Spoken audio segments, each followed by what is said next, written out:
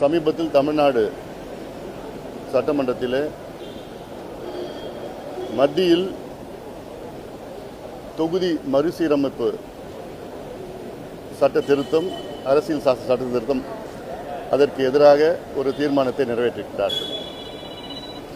பாட்டாளி மக்கள் கட்சியை பொறுத்தவரை தொகுதி மறுசீரமைப்பு வர வேண்டும். அதற்கு பல காரணங்கள் இருக்கிறது.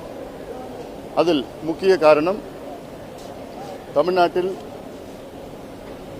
மக்களவை தொகுதிகள் உயரும், அதே போன்று சட்டமன்ற தொகுதிகள் உயரும்.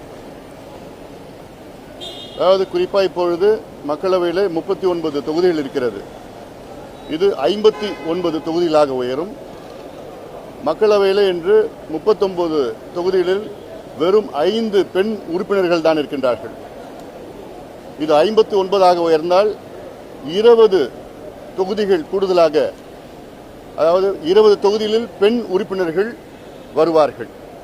இது பெண்களுக்கு மிக முக்கியமான ஒரு சட்ட திருத்தம். அதே போன்ற சட்டமன்ற தொகுதிகளில் இன்று இருப்பது 234, அது உயர்ந்தால் 351ஆக உயரும். அதில் 117 பெண்கள் உறுப்பினர்களாக வந்தே ஆக வேண்டும்.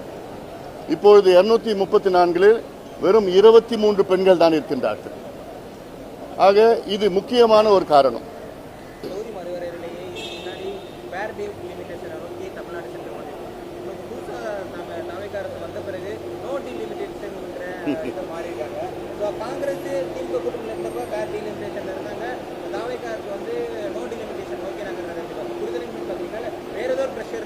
அதாவது காங்கிரஸ் பாத்தீங்கன்னா 3 மாதத்திற்கு முன்பு அங்க நாடாளுமன்றத்தில் பிளக்கார்டு வச்சிருந்தாங்க, ஃபேர் டீலிமிட்டேஷன். இப்போ காங்கிரஸ் 3 மாதத்திற்கு பிறகு நோ டீலிமிட்டேஷன். இந்த 3 மாதத்தில் காங்கிரஸுக்கு என்ன ஆச்சு? என்ன பிரச்சனை உங்களுக்கு? மத்திய அரசுல நாடாளுமன்றத்தில் அவங்க சொன்னாங்க, நாங்க ஃபேர் டீலிமிட்டேஷன் எல்லாத்துக்கும் அக்ராஸ் த போர்ட் 50 விழுக்காடு எல்லாத்தையும் உயர்த்துவோம், 50% increase all across all the states pro rata பேசிஸ்ல சொல்றாங்க. இதுதான் ஃபேர் டீலிமிட்டேஷன். இல்லை யாருக்குமே எந்த பாதிப்பும் வரப்போறது கிடையாது. ஒரு சில வாதங்கள் என்னன்னா, தென் மாநிலங்களுக்கு மிக எண்ணிக்கை குறைவாக வரும், வட மாநிலங்களுக்கு எண்ணிக்கை அதிகமாகும். அதனால நாளைக்கு அங்கே யார் ஆட்சிக்கு வராங்களோ, வட இந்தியர்கள் ஆட்சிக்கு வந்தால் அதனால அங்கே அரசியல் சாசன சட்ட திருத்தம் கான்ஸ்டிடியூஷன் அமெண்ட்மெண்ட் வாதங்கள்லாம், அந்த வாதம்லாம் அது அரசியல், அது தேர்தல். உத்தரப்பிரதேசில் கடந்த நாடாளுமன்ற தேர்தலில் கிட்டத்தட்ட 50 விழுக்காடு தொகுதியில் எதிர்க்கட்சியில் வெற்றி பெற்றார்கள். இந்தியாவில் மிகப்பெரிய மாநிலம் உத்தரப்பிரதேசம். அதில் 80 எம்பிக்கள் இருக்கிறது. அந்த உத்தரப்பிரதேசில் 50% of the seats in Uttar Pradesh were won by the opposition parties. அதனால இது ஏதோ இவங்க பிஜேபி தான் ஜெயிச்சிருவாங்க, எல்லாம் வந்துருவாங்க அப்படிலாம் அந்த எண்ணத்தில் தான் காங்கிரஸ் இப்போ அவங்க நிலையை மாற்றி இருக்கிறாங்க. இப்போ from fair delimitation to no delimitation. அது என்ன மாற்றம் அதில் 3 மாதத்தில்? அமித்ஷா அவர்கள் நாடாளுமன்றத்துக்குள்ளேயே ஒரு அஷூரன்ஸ் கொடுத்திருக்கிறார். என்னன்னா, இது மக்கள் தொகை அடிப்படையில் இந்த மறுசீரமைப்பு இல்லை, இது பெர்சன்டேஜ் அடிப்படையில், விகிதாச்சாரம் அடிப்படையில் இந்த கொண்டு வர போறோம் அப்படி சொல்லியிருக்கிறார். ஆனால் ஏற்றுக்கிறது என்ன பிரச்சனை எனக்கு புரியல. எனக்கு சட்டமன்ற தீர்மானம் போட்டோன்னே தண்ணி கொடுத்துருவாங்க அவங்க.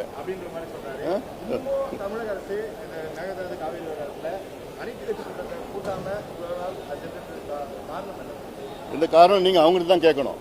நானும் கடந்த 2 மாதத்தில் 100 முறை சொல்லியிருக்கிறேன். இந்த அரசுக்கு நான் 100 முறை கோரிக்கை வச்சிருக்கிறேன். தயவு செய்து அரசு அனைத்து கட்சி கூட்டத்தை கூட்டுங்கள், கூட்டி ஒருமனதாக எல்லாமே நம்ம அணுகுவோம் இந்த பிரச்சனையை. இது தமிழ்நாட்டினுடைய பொது பிரச்சனை. இது அவசியமானது. இது ஏதோ இவங்க மட்டும் அந்த பிரச்சனையை தீர்க்கலான்னு நிச்சயமா கிடையாது. அவங்களுக்கு அனுபவம் கிடையாது தீர்ப்பதற்கு. அதனால அனுபவமிக்க எத்தனையோ கட்சிகள் தமிழ்நாட்டில் இருக்கு. அவங்க கிட்ட யோசனைகள் ஆலோசனைகள்லாம் கேட்டு அதுக்கப்புறம் ஒரே அணுகுமுறை போட்டு இப்போ 3 முறை இந்த 2 மாதத்தில் 3 முறை மத்தியில் இருக்கிற அரசு நீர்வளத்துறை ஆணையம், காவிரி ஆணையம், அந்த ஒழுங்கு நடவடிக்கை ஒழுங்காற்று குழு எல்லாமே 3 மாதத்தில் 3 முறை ஆணையிட்டு, சரி 2 மாதத்தில் 3 முறை ஆணையிட்டு இருக்கிறாங்க கர்நாடகாவுக்கு தண்ணி திறந்து விடணும். நேற்று கூட ஒரு ஆணையிட்டு இருக்கிறாங்க, 10,000 கனஅடி ஒரு வினாடிக்கு திறந்து விடணும்னு. கிட்டத்தட்ட ஒரு நாளைக்கு 1 டிஎம்சி திறந்து விடணும், 15 நாளில் 15 டிஎம்சி திறந்து விடணும். அவங்க திறந்து விடலையே, அப்புறம் என்ன செய்யணும்? அப்புறம் உச்சநீதிமன்றம் நிச்சயமா வழக்கு போடணும். ஆனாலும் ஒரு சட்ட அழுத்தம் கொடுக்கணும், ஒரு அரசியல் அழுத்தம் கொடுக்கணும். பிரதமரை எல்லாமே சேர்ந்து கூட்டிட்டு போய் ஒரு முதலமைச்சர் போய் சந்திக்கிறாருன்னா இது நேஷனல் நியூஸ். இது நேஷனல் நியூஸ். இது ஏன்னா இந்தியாவில் ஒரு மாநிலம் மத்திய அரசை மதிக்கல, உச்சநீதிமன்ற தீர்ப்பை மதிக்கல, கடந்த கால ஒப்பந்தங்களை மதிக்கல ஒரு மாநிலம்னா இது எல்லா மாநிலத்துக்கும் தெரியணும். அது ஒரு இதுதான் ஒரு அரசியல் அழுத்தம். இந்த அழுத்தம் நான் கொடுக்க மாட்டேன், இல்லை நான் மட்டும் தான் அந்த பிரச்சனையை நான் பார்ப்பேன். அப்புறம் வந்து மறுசீரமைப்புக்கு ஒரு அனைத்து கட்சி கூட்டத்தை, அனைத்து கட்சி இல்லை அனைத்து எம்பி கூட்டத்தை கூட்டுறீங்க.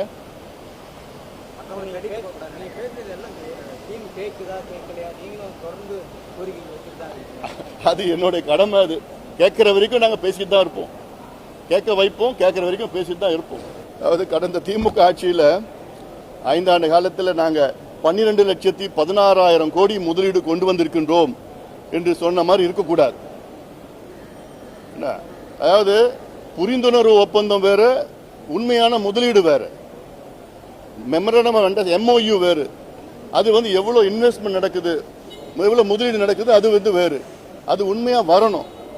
கடந்த காலத்தில் நம்ம பார்த்துட்டோம், எவ்வளோ பார்த்துட்டோம். இப்போ திமுக ஆட்சியில் 5 ஆண்டு காலத்தில் 12,16,000 கோடின்னு சொன்னாங்க. ஆனால் ஆக்சுவல் இன்வெஸ்ட்மெண்ட் எவ்வளோ தெரியுமா வந்திருக்குது? கிட்டத்தட்ட 1.5 லட்சம் கோடி தான். அது போன்று இருக்கக்கூடாது. அதனால அது மட்டும் இல்லை, இப்போ முதலீடு வந்ததுன்னா மகிழ்ச்சி, ஆனால் அதுக்கேற்ப வேலை வாய்ப்புகள் உருவாகணும்.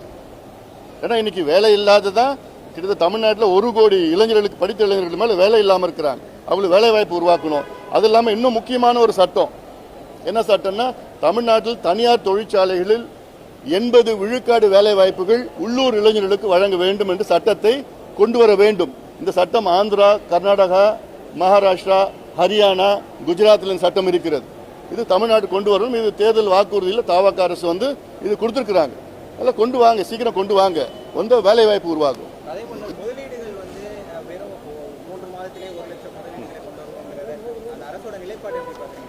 இல்லை அது ஆர்வமாக நிச்சயமாக முதலீடு வேணும். முதலீடு வேண்டாம் இல்லை, முதலீடு வேணும். அந்த அறிவிப்புகள் வந்து உண்மையான முதலீடாக இருக்கணும். புரிந்துணர்வு ஒப்பந்தம் என்பது ஏதோ ஒரு மெமரண்டம் MOU, அது வந்து உண்மையான முதலீடாக வரணும். வந்தால் நிச்சயமா மகிழ்ச்சி. அதில் அது என்ன சீக்கிரட் தெரியல எனக்கு. அதில் தொடர்ந்து நம்ம தமிழக அரசோட நிகழ்ச்சிகளில் தமிழக அரசோட நிகழ்ச்சிகள் எதுலையுமே பத்திரிகையாளர்கள் உள்ள அனுமதிக்கல, எந்த ஊடகவியலாளர்களுக்கும் உள்ள அனுமதி இல்லைன்ற ஒரு போக்கு வந்து கடைபிடித்துட்டு வராங்க. ஜனநாயகபூர்வமான இல்லை அரசு என்பது இது ஒன்று பொதுவானது.